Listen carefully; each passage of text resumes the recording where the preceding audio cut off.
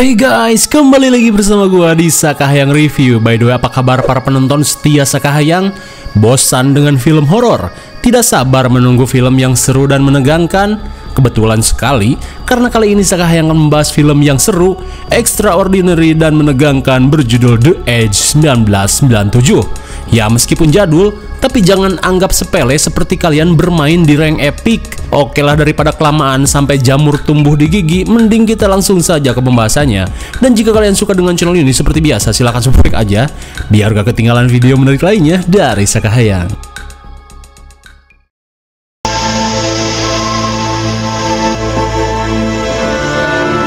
Film ini diawali dengan diperlihatkannya seorang pria expired bernama Charles yang baru tiba bersama timnya di Bandara Alaska bagian wetan.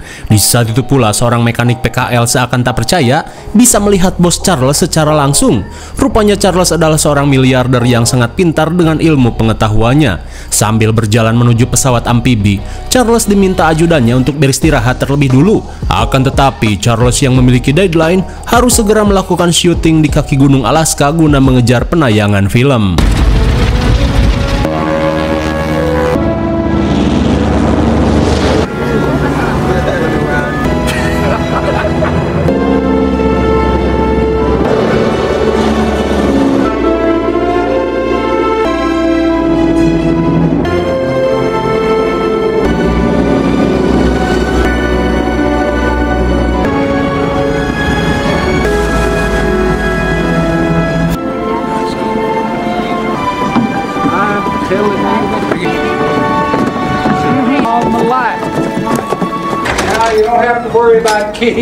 Singkat waktu, setelah jauh melakukan penerbangan melintasi pegunungan dan hutan, mereka pun tiba di sebuah kabin milik temannya yang bernama Jonas. Setelah menunjukkan lokasi kamar, dapur, dan WC, Jonas memperingatkan mereka untuk selalu berhati-hati, terutama jangan pernah membiarkan makanan tergeletak dengan pintu yang terbuka, karena di daerah ini beruang buas masih sering berkeliaran. Di tengah penjelasan, Charles pun kesal saat ia sering melihat istri mudanya semakin dekat dengan fotografernya. Di malam harinya, dengan setelan daster gabrut, istri muda Charles yang bernama Mickey berkata jika ia sangat beruntung memiliki suami tajir seperti Charles. Namun Charles yang mulai curiga merasa jika istrinya ini hanya memanfaatkan kekayaannya saja. Terlebih wajah dan cacingnya kini sudah tidak kencang lagi. Akan tetapi dengan gombalan buaya betina, Mickey berusaha meyakinkan Charles, "Lagian aku sukanya yang lembek-lembek biar mudah untuk digeol." Di tengah perbincangan, tiba-tiba Mickey meminta Charles untuk dibuatkan sandwich sebelum bobo.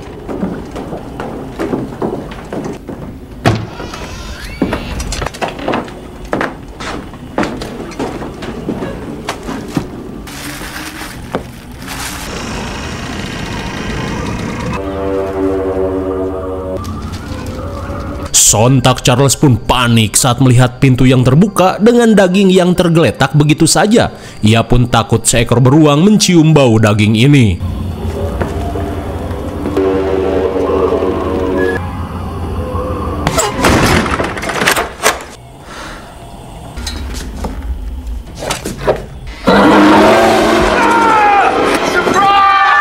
Eta si good boy, sungguh prank kuli. Hampir saja Charles jantungan. Rupanya semua ini merupakan prank untuk Charles yang kini sedang berulang tahun yang ke-65.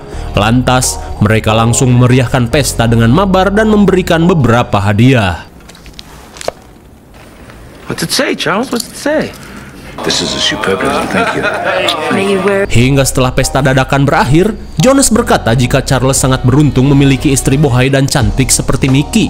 Namun Jonas pun memperingatkan Charles untuk selalu berhati-hati karena semua kesuksesan yang diraih bisa saja direbut oleh seseorang.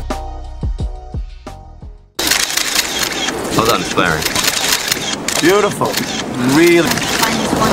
Di keesokan harinya, terlihat Mickey pun tengah melakukan sesi foto dengan gaya syukur rombehen sebelum melakukan syuting. Hingga setelah sesi pemotretan, tiba-tiba si kameramen bernama Robert menghampiri Mickey sambil menciumnya.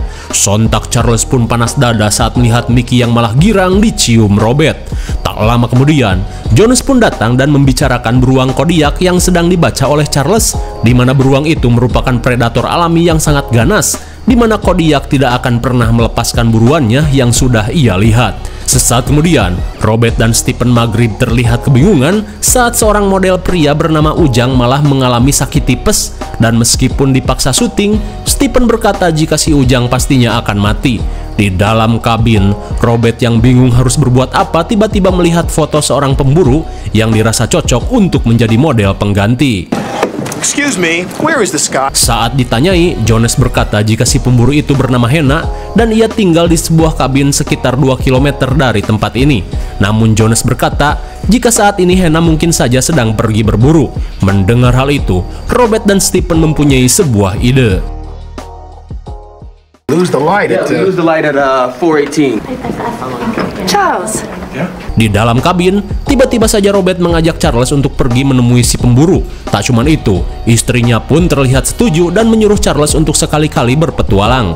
Meskipun heran, Charles yang ingin tahu maksud mereka akhirnya setuju.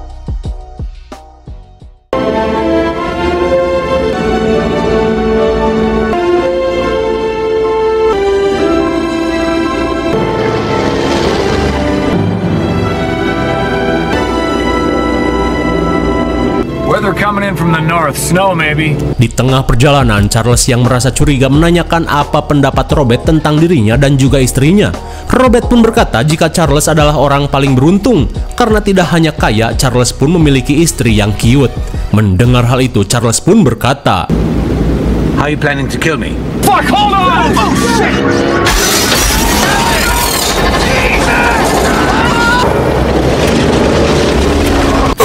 My God! Akibat menabrak kawanan angsa, pesawat yang mereka tumpangi mengalami kerusakan.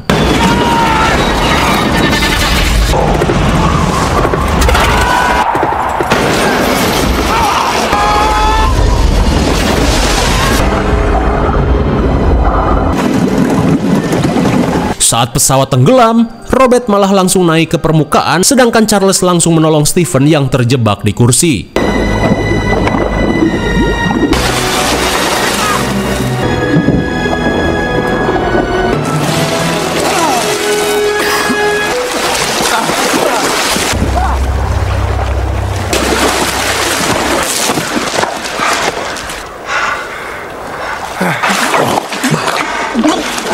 Akhirnya, berkat heos buatan yang dilakukan oleh Charles, Stephen masih bisa diselamatkan.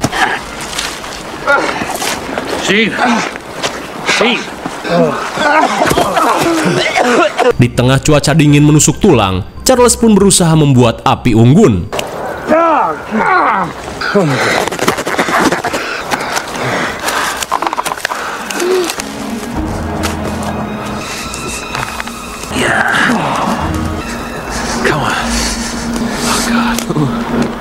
Halah, dirasa tak ada cara lain, Robert pun terpaksa menggunakan suar.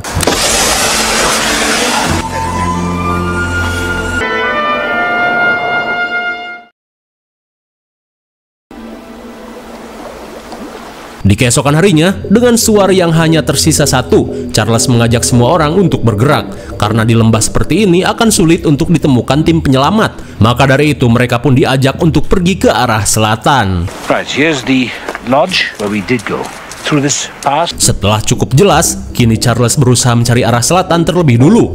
Dan karena mereka tidak ada yang membawa kompas, Charles pun berusaha membuatnya dari bahan-bahan yang ada. Rub it on silk. Yeah.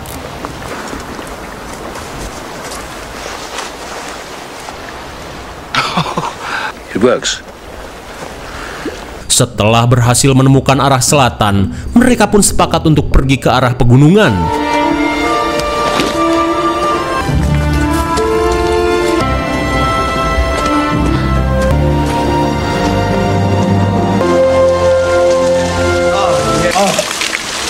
Di tengah perjalanan, Robert yang penasaran dengan perkataan Charles di pesawat langsung menanyakannya. Lantas Charles menjawab jika ia merasa istrinya dan Robert bekerja sama untuk menyingkirkannya, lalu mendapatkan semua kekayaannya. Mendengar hal itu, Robert berusaha meyakinkan Charles jika itu semua hanya overthinking saja. Dirasa malam akan segera poek, mereka pun bergegas melanjutkan perjalanan.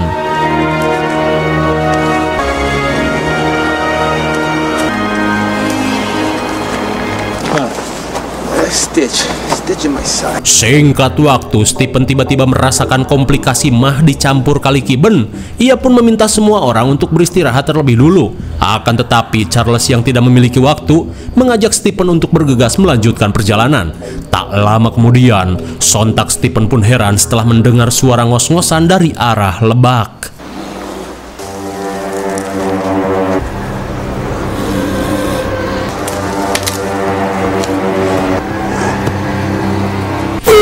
My God, betapa syoknya mereka saat bertemu dengan seekor beruang kodiak.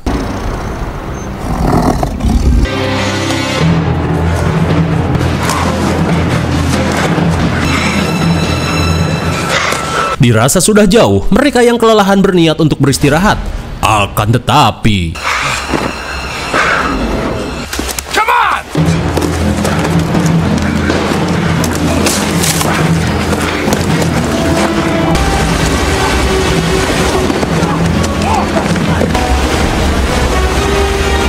di tengah kepanikan, skill parkour mereka pun terupgrade dan kini mereka pun berusaha memikirkan cara untuk menyeberangi air terjun. This tree! Come on!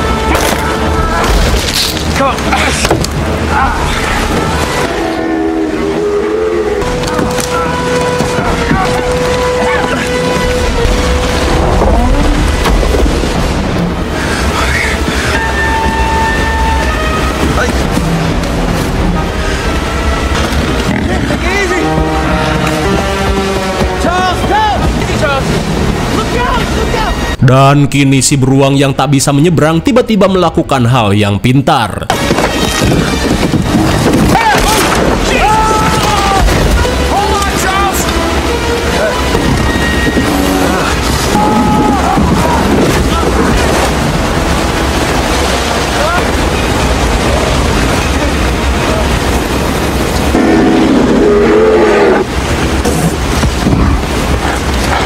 Untung saja Charles masih bisa diselamatkan. Hingga beberapa saat kemudian, Charles pun menyesal karena flare dan perbekalan lainnya ikut hanyut bersama tasnya.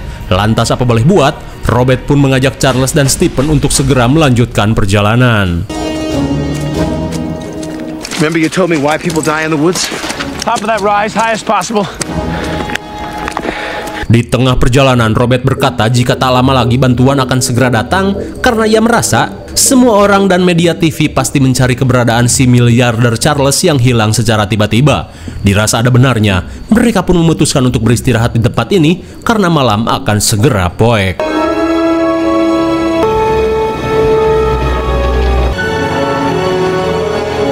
Di keesokan harinya, mereka yang belum mendapat tanda-tanda helikopter bergegas melanjutkan perjalanan.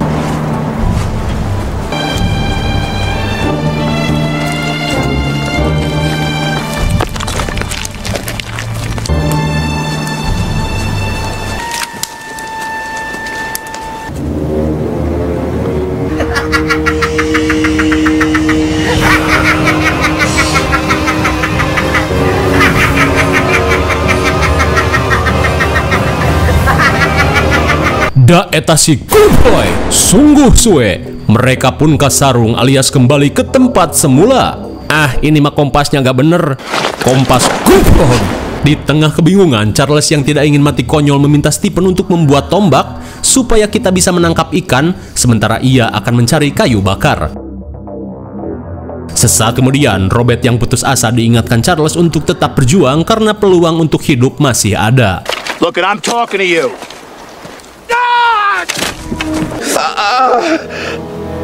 Dah apalagi, rupanya Stephen malah terbeset pisau saat membuat tombak. Hingga setelah melakukan pertolongan pertama, Charles meminta Robert untuk segera mengubur kain berdarah ini sejauh mungkin untuk berjaga-jaga. Di malam harinya, Stephen yang lemas berkata jika ia akan tidur sejenak.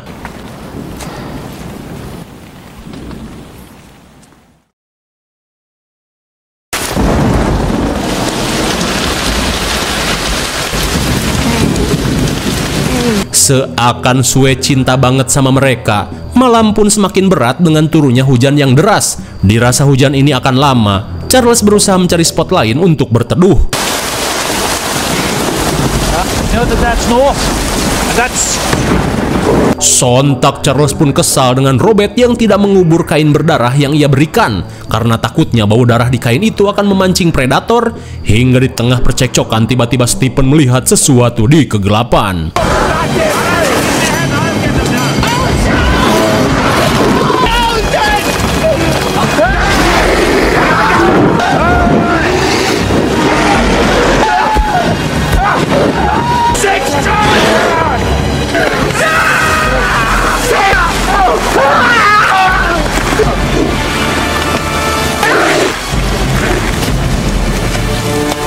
Malang sekali, si Stephen pun harus meninggoy di mukbang beruang kodiak yang tadi siang akibat kebodohan Robert.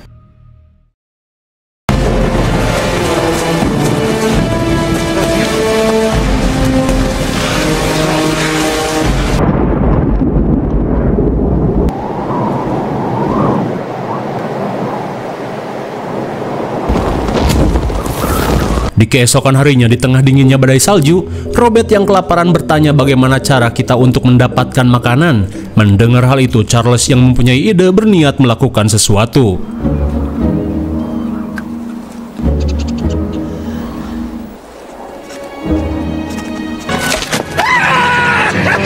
Akhirnya dengan ide Charles, mereka pun berhasil mendapatkan si Sandy. Hingga di tengah sukacita, tiba-tiba mereka mendengar suara gemuruh.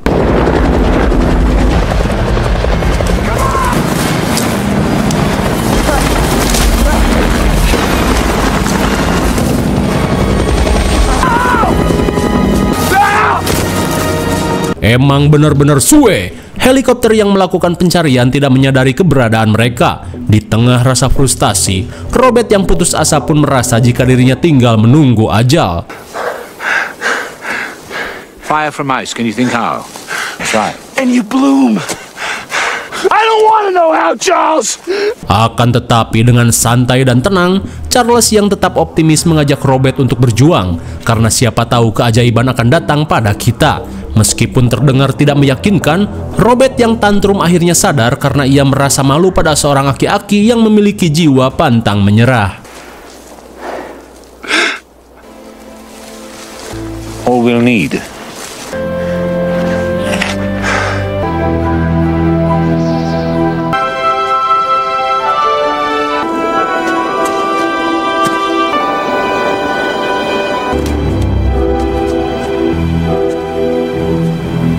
Setelah cukup jauh apruk-aprukan, Charles yang melihat sungai merasa jika di sana terdapat ikan salmon atau semacamnya untuk dipancing. Lantas Charles yang akan menangkap ikan berniat membuat kail, sementara Robert diminta untuk mencari kayu bakar.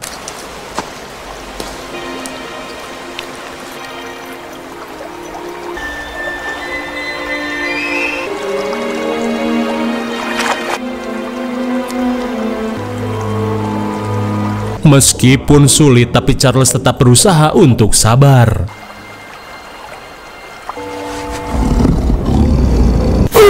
My God! Sontak Charles yang kaget berusaha untuk tenang saat melihat beruang kodiak itu masih terus mengikuti mereka.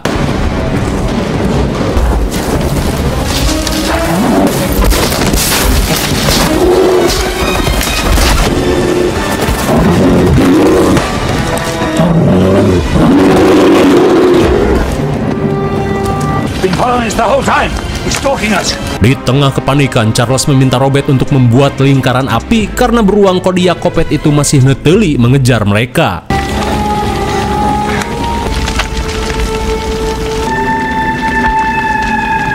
Hingga di malam harinya, mereka pun tak bisa tenang karena beruang itu masih mengincar mereka dalam kegelapan. Di tengah kebingungan, Robert menanyakan rencana kita selanjutnya. Charles pun merasa jika beruang ini seperti mempermainkan kita dan menunggu mangsanya lemah. Lantas Charles berkata, We're gonna kill him.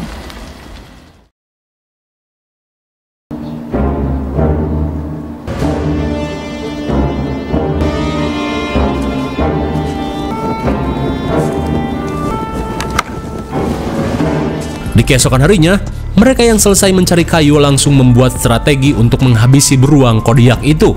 Dengan teknik berburu zaman lampau, Charles pun yakin bisa menghabisinya. Di saat itu pula Robert yang pesimis malah merajuk dan berkata bagaimana caranya. Charles pun berkata jika kita akan menggunakan darah sebagai umpan dan melawannya menggunakan tombak-tombak yang sudah dipersiapkan. Lalu bagaikan pasukan yang akan berperang, Charles berusaha meningkatkan mental Robert terlebih dulu. I'm gonna kill the bear. And again! What one man can do, another can do. And again! Another can do! Yeah! I'm gonna kill the motherfucker. Singkat waktu, mereka pun mulai memancing si beruang.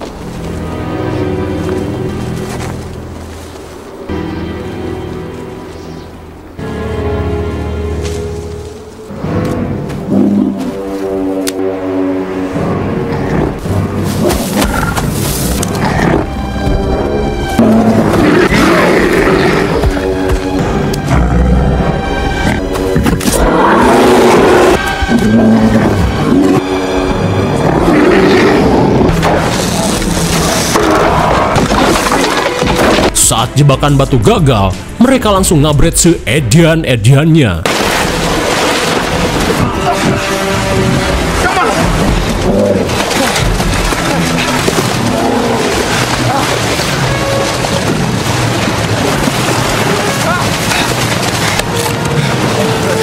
Sesampainya di lokasi rencana kedua, mau tak mau kini mereka harus adu mekanik secara langsung.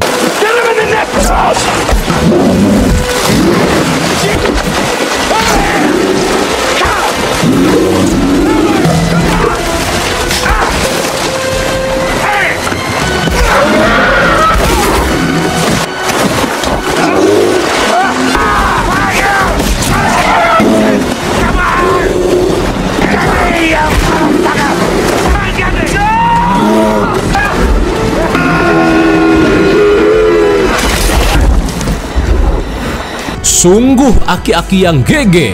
Akhirnya Charles pun berhasil menghabisi beruang kodiak ini. Di saat itu pula Robert yang terluka berusaha memastikan keadaan Charles.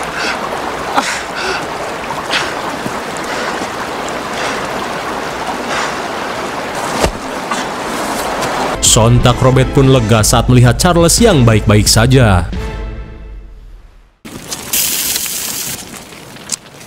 Dan akhirnya, beruang ini dimukbang sampai perut mereka kenyang, sekaligus membalas dendam atas kematian Stephen.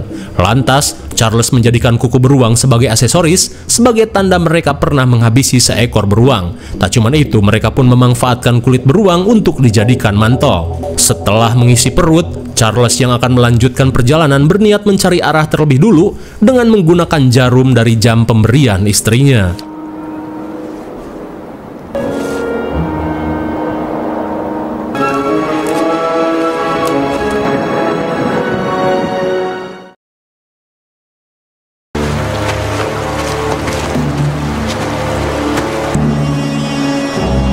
Singkat waktu setelah cukup jauh apruk-aprukan, mereka pun merasa lega saat mendapati kabin di wilayah ini, yang menandakan jika peradaban manusia sudah semakin dekat.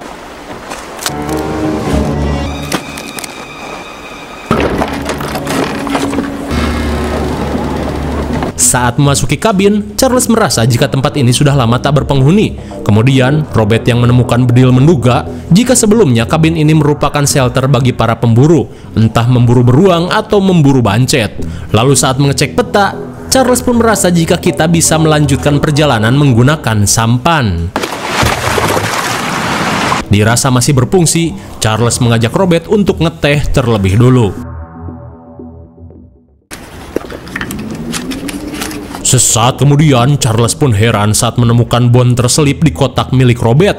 Dan setelah dicek, betapa lemasnya Charles saat mengetahui jika selama ini Mickey sudah lama berselingkuh dengan Robert menggunakan uang miliknya. Bahkan Mickey sempat membelikan jam tangan pada Robert sebagai tanda terima kasih karena sudah memuaskan hasrat gabrutnya. Di tengah rasa syok, ia yang melihat Robert langsung membicarakan tentang jam pemberian Mickey. Dirasa Charles sudah mengetahui semuanya, Robert langsung mereload senjatanya sambil berkata, "Jika memang selama ini aku sering menjejali istrimu dengan cacingku, karena meski aku hanya seorang fotografer, katanya cacingku lebih keras dan berotot. Tak cuma itu, standar tikotok berbunyi, uang bisa dicari dan cacing itu adalah anugerah." Dan kini, Robert yang muak dengan semua ini berniat menghabisi Charles agar Mickey bisa ia miliki seutuhnya. lalu bersenang-senang dengan semua kekayaan Charles. Sungguh bagong. Lantas Charles meminta Robert untuk keluar jika ingin menembaknya. Was it from the first? Well, I'm dying, so... Di luar, Charles berusaha membujuk Robert untuk berpikir panjang. Bitch, you would have died out here if not for me, with all your wealth. Bob, listen to me. Don't go any further, Charles. You know, Charles, don't!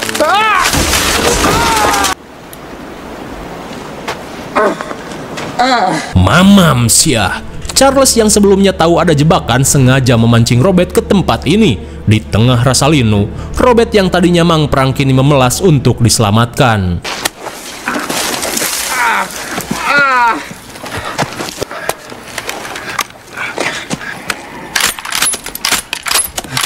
Namun benar-benar berhati mulia, Charles tidak dendam dan langsung menolong Robert.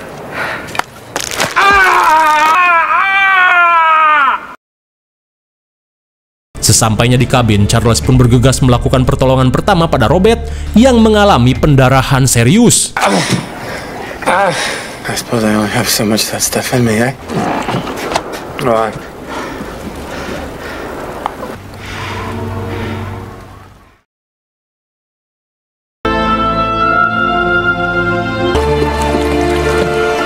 Singkat waktu, Charles yang kaya harta, kaya ilmu, dan kaya hati terlihat membawa Robert untuk mendapatkan pertolongan. Di saat itu pula, Robert hanya bisa menahan rasa malu.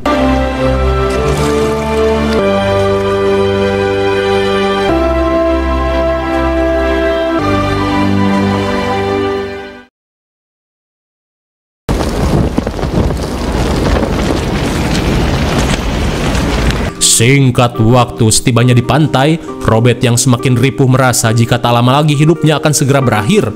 Sambil memegang tangan Charles, Robert yang menyesal meminta maaf pada Charles atas semua yang telah ia lakukan. Mendengar hal itu, Charles yang berhati besar langsung memaafkannya, namun ia meminta Robert untuk bertahan sampai ada yang menyelamatkan kita. Hingga di tengah suasana haru, tiba-tiba terdengar suara helikopter.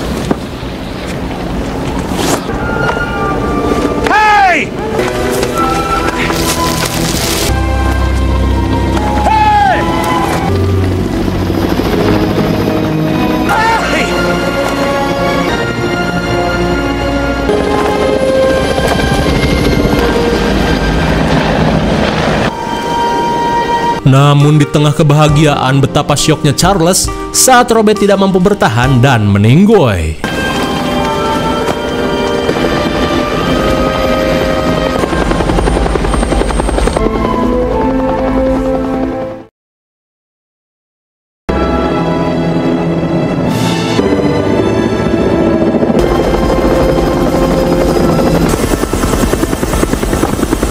Singkat waktu, setibanya di kabin, kedatangan Charles sudah ditunggu semua orang termasuk awak media.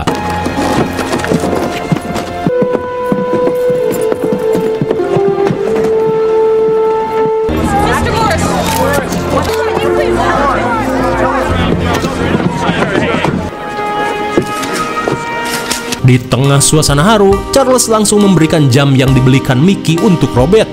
Seketika Mickey pun sedih karena semua skandalnya telah terbongkar. Di saat itu pula, awak media penasaran bagaimana rekan-rekan Charles mati. Lantas Charles berkata, What happened to them, sir? They died, saving my life.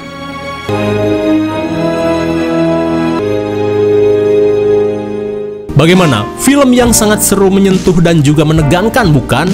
Kasih aplaus dulu buat aki-aki Charles, seorang pria sejati yang berhati mulia dan pantang menyerah dengan segala pengetahuannya.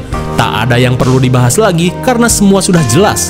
Intinya, Charles adalah miliarder yang benar-benar pantas dengan mental pengetahuan dan juga hatinya yang sangat besar.